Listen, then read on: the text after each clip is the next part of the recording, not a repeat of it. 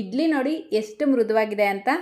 ತುಂಬಾ soft and spongy ಆಗಿರುವಂಥ ರಾಗಿ ಇಡ್ಲಿ ಮಾಡೋದನ್ನು ತಿಳಿಸ್ಕೊಡ್ತಾ ಇದ್ದೀನಿ. ಈಗಾಗಲೇ ನಮ್ಮ ಚಾನಲಲ್ಲಿ ರಾಗಿನ ಉಪಯೋಗಿಸ್ಕೊಂಡು ರಾಗಿ ತಟ್ಟೆ ಇಡ್ಲಿ ಮಾಡೋದನ್ನು ಪೋಸ್ಟ್ ಮಾಡಿದ್ದೆ.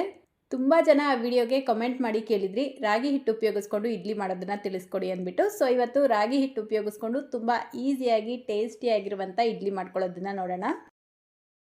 ಈ ರಾಗಿ ಇಡ್ಲಿ ಮಾಡ್ಕೊಳ್ಳೋದಕ್ಕೆ ನಾನಿಲ್ಲಿ ಅರ್ಧ ಕಪ್ ಉದ್ದಿನ ಬೇಳೆನ ತೊಗೊಂಡಿದ್ದೀನಿ. ಉದ್ದಿನ ಕಾಳು ಅಥವಾ ಬೇಳೆ ಯಾವುದು ಬೇಕಾದರೂ ಉಪಯೋಗಿಸ್ಬೋದು.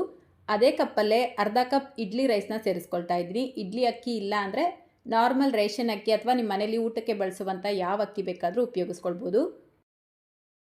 ಈಗ ಇದನ್ನು ನೀಟಾಗಿ ತೊಳ್ಕೊಂಡು ಮತ್ತೆ ನೀರು ಹಾಕಿ 4ರಿಂದ 5 ಗಂಟೆ ನೆನೆಸಿಟ್ಕೊಳ್ಬೇಕು.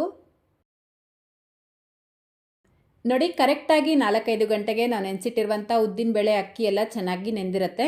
ಈಗ ಇದನ್ನು ಒಂದು ಮಿಕ್ಸರ್ ಜಾರ್ಗೆ ಸೇರಿಸ್ಕೊಂಡು ಇದರ ಜೊತೆಗೇ ರುಚಿಗೆ ತಕ್ಕಷ್ಟು ಉಪ್ಪು, ಸ್ವಲ್ಪ ನೀರು ಸೇರಿಸ್ಬಿಟ್ಟು ಆದಷ್ಟು ಇದನ್ನು ನುಣ್ಣಗೆ ರುಬ್ಕೊಳ್ಬೇಕು. ಸ್ವಲ್ಪ ಗಟ್ಟಿಯಾಗಿ ರುಬ್ಕೊಳ್ಳಿ, ತೀರಾ ತೆಳುವಾಗಿ ರುಬ್ಕೊಳ್ಬಾರ್ದು. ನೋಡಿ ಈ ರೀತಿ ಇದನ್ನು ರುಬ್ಕೊಂಡು ಯಾವ ಕಪ್ಪಲ್ಲಿ ಅಕ್ಕಿ ಮತ್ತು ಉದ್ದಿನ ಬೇಳೆನ ಅಳತೆ ಮಾಡ್ಕೊಂಡಿದ್ರೋ ಅದೇ ಕಪ್ಪಲ್ಲೇ 1 ಕಪ್ ರಾಗಿ ಹಿಟ್ಟನ್ನ ಸೇರಿಸ್ಕೊಳ್ತಾ ಇದ್ದೀನಿ. ಈ ರೀತಿ ರಾಗಿ ಹಿಟ್ಟನ್ನ ಸೇರಿಸ್ಬಿಟ್ಟು 1 ಸ್ಪೂನ್ ತೊಗೊಂಡು ನೀಟಾಗಿ ಮಿಕ್ಸ್ ಮಾಡ್ಕೊಳ್ಳಿ. ಈ ರೀತಿ ಮಿಕ್ಸ್ ಮಾಡ್ಕೊಳ್ಳೋದ್ರಿಂದ ಅಲ್ಲಲ್ಲಿ ಗಂಟಾಗಲ್ಲ, ನೀಟಾಗಿ ಗ್ರೈಂಡ್ ಆಗುತ್ತೆ. ಸೊ ನೋಡಿ ಚೆನ್ನಾಗಿ ಮಿಕ್ಸ್ ಮಾಡಿಕೊಂಡು ಅರ್ಧ ಕಪ್ ನೀರು ಸೇರಿಸ್ಕೊಂಡು ಮತ್ತೆ ಇದನ್ನು ರುಬ್ಕೊಳ್ಬೇಕು. ಆನ್ ಆಫ್ ಮಾಡ್ಕೊಳ್ತಾ ರುಬ್ಕೊಳ್ಳಿ. ನೋಡಿ ನಾವು ಸೇರಿಸಿರುವಂಥ ರಾಗಿ ಹಿಟ್ಟು ಉದ್ದಿನಬೇಳೆ ಜೊತೆಗೆ ಈ ರೀತಿ ಚೆನ್ನಾಗಿ ಮಿಕ್ಸ್ ಆಗಿರಬೇಕು. ಈಗ ಇದನ್ನು ಒಂದು ಪಾತ್ರೆಗೆ ಸೇರಿಸ್ಕೊಂಡು ಸ್ವಲ್ಪ ನೀರು ಸೇರಿಸ್ಕೊಳ್ತಾ ಇದ್ದೀನಿ. ಅಂದರೆ 1/4 ಕಪ್ಪಷ್ಟು ನೀರು ಸೇರಿಸ್ಬಿಟ್ಟು ಮತ್ತೆ ಒಂದು ಸಲ ಇದನ್ನು ಕೈಯಿಂದ ಚೆನ್ನಾಗಿ ಮಿಕ್ಸ್ ಮಾಡ್ಕೊಳ್ಳಿ. ಈ ರೀತಿ ಮಿಕ್ಸ್ ಮಾಡಿಕೊಂಡು ಒಂದು ತಟ್ಟೆ ಮುಚ್ಚಿಟ್ಬಿಟ್ಟು ಓವರ್ನೈಟ್ ಇದನ್ನು ಫರ್ಮೆಂಟ್ ಆಗೋದಕ್ಕೆ ಬಿಡಬೇಕು. ಅಂದರೆ 8ರಿಂದ 10 ಗಂಟೆ ಟೈಮ್ ಹಿಡಿಸುತ್ತೆ. ನಿಮಗೆ ಅಷ್ಟು ಸಮಯ ಇಲ್ಲ, ಇನ್ಸ್ಟೆಂಟಾಗಿ ಇಡ್ಲಿ ಮಾಡ್ಕೊಳ್ಬೇಕು ಅನ್ನೋದಾದರೆ 1/4 ಟೀ ಸ್ಪೂನ್ ಈನೋ ಅಥವಾ ಅಡುಗೆ ಸೋಡಾನ ಸೇರಿಸಿ ಮಿಕ್ಸ್ ಮಾಡಿಬಿಟ್ಟು ಇನ್ಸ್ಟೆಂಟಾಗಿ ಇಡ್ಲಿನ ಮಾಡ್ಕೊಳ್ಬೋದು. ನಾನಿಲ್ಲಿ ಅಡುಗೆ ಸೋಡಾ ಈನೋ ಸೇರಿಸ್ಕೊಳ್ತಾ ಇಲ್ಲ, ಫರ್ಮೆಂಟ್ ಆಗೋದಕ್ಕೆ ಬಿಡ್ತಾ ಇದ್ದೀನಿ. ನೋಡಿ ನೆಕ್ಸ್ಟ್ ಡೇ ನಾನು ತೋರಿಸ್ತಾ ಇದ್ದೀನಿ ಎಷ್ಟು ಚೆನ್ನಾಗಿ ಫರ್ಮೆಂಟ್ ಆಗಿದೆ ಅಂತ. ಈ ರೀತಿ ಫರ್ಮೆಂಟ್ ಆಗಿರುವಂಥ ಇಡ್ಲಿ ಹಿಟ್ಟಿಗೆ ಯಾವುದೇ ರೀತಿ ಸೋಡಾ ಅಥವಾ ಈನೋ ಉಪಯೋಗಿಸೋದು ಬೇಡ.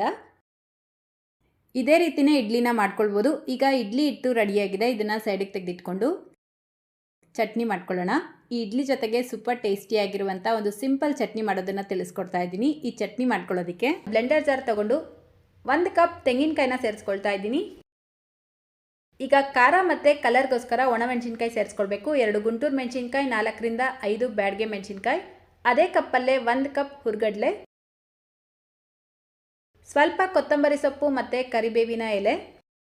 ಈಗ 7ರಿಂದ 8 ಎಸಳು ಬೆಳ್ಳುಳ್ಳಿ, ಸ್ವಲ್ಪ ಹುಣಸೆ ಹಣ್ಣು, ರುಚಿಗೆ ತಕ್ಕಷ್ಟು ಉಪ್ಪು, ಒಂದು ಅರ್ಧ ಟೀ ಸ್ಪೂನ್ ಬೆಲ್ಲ ಸೇರಿಸ್ಕೊಂಡು ಸ್ವಲ್ಪ ನೀರು ಸೇರಿಸಿ ರುಬ್ಕೊಳ್ಬೇಕು.